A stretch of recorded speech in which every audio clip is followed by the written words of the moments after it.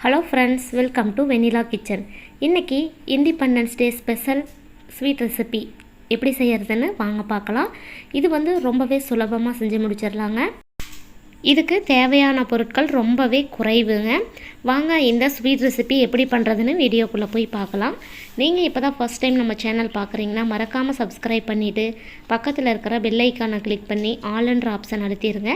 அப்போ தான் நான் போடுற வீடியோ உங்களுக்கு நோட்டிஃபிகேஷனாக வரும். வாங்க இப்போ வீடியோக்குள்ளே போகலாம். இந்த ஸ்வீட் ரெசிபி பண்ணுறதுக்கு ஸ்டவ் ஆன் பண்ணி கடாயில் 2 டேபிள் ஸ்பூன் அளவுக்கு நெய் சேர்த்துக்கோங்க. நெய் நல்லா உருகி வந்த பிறகு 1 கப் அளவுக்கு ரவையை சேர்த்துடலாங்க. அடுப்பை லோ ஃப்ளேமில் வச்சுட்டு ரவையை வந்து நல்லா வறுத்து எடுத்துக்கலாங்க.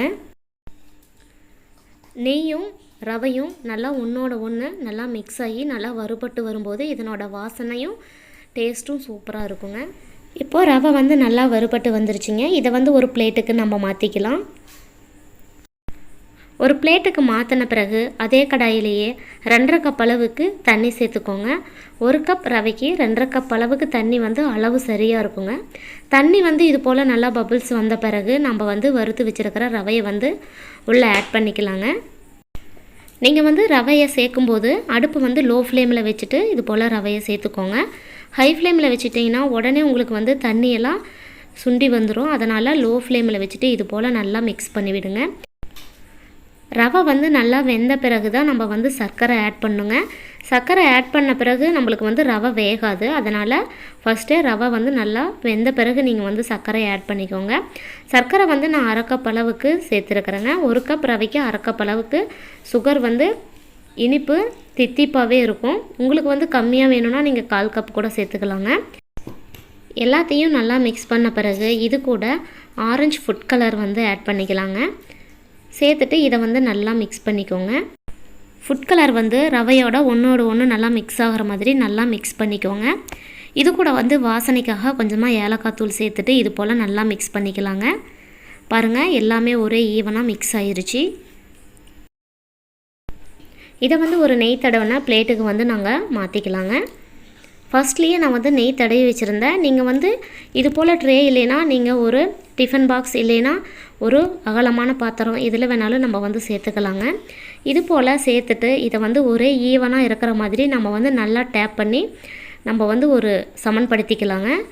ஸ்பூன் வச்சுட்டு இது போல் கொஞ்சமாக மேலே நெய் தடவிட்டு இது போல் சமன்படுத்தும் போது நம்மளுக்கு ஈஸியாக சுலபமாக ஒரே ஈவனாக வந்துடும். ஃபஸ்ட்டு எந்த ரேஷியோவில் செஞ்சோமோ அதே அளவுகளை பயன்படுத்தி இப்போ வந்து நம்ம ஒயிட் கலர் செஞ்சுக்கலாங்க. 1 கப் ரவைக்கு 2.5 கப் அளவுக்கு தண்ணி, 1/2 கப் அளவுக்கு சுகர் சேர்த்துக்கலாங்க. இது கூட வந்து நம்ம கலர் எதுவும் ஆட் பண்ண போகிறது இல்லைங்க. ஏன்னா ட்ரை கலர் வந்து நம்மளுக்கு ஒயிட் தேவை. அதனால் நம்ம ஒயிட்டாகவே செஞ்சுக்கலாம். ஃபஸ்ட்டு நம்ம ஆரஞ்சு ரெடி பண்ணி வச்சுருந்தோம் இல்லைங்களா, அது மேலேயே இந்த ஒயிட் கலர் வந்து நம்ம நல்லா டேப் பண்ணி விட்டுக்கலாம். எல்லாம் ஒரே ஈவனாக இருக்கிற மாதிரி நல்லா டேப் பண்ணிக்கோங்க. மறுபடிக்கும் நீங்கள் வந்து அதே ரேஷியோவை பயன்படுத்தி நம்ம வந்து செஞ்சுக்கலாங்க. செஞ்ச பிறகு இது கூட க்ரீன் கலர் வந்து ஆட் பண்ணி நல்லா மிக்ஸ் பண்ணிக்கலாம். இதனோட அளவுகள் எல்லாம் ஒரே அளவுகள் தாங்க. என்ன நம்ம வந்து டிஃப்ரெண்ட்டாக 3 டைப்பில் நம்ம செய்யணும். ஒரே இதுலேயே நம்ம செய்ய முடியாது. அதனால் இது போல் 3 டைம்ஸ் நம்ம வந்து செஞ்சு அதுக்கப்புறம் தாங்க நம்ம வந்து இதை ட்ரை கலர் வந்து கொண்டு வர முடியும். இது போல் செஞ்ச பிறகு நம்ம வந்து ஒயிட் கலர் மேலே இந்த க்ரீன் கலர் வந்து நல்லா டேப் பண்ணி விட்டுறலாங்க.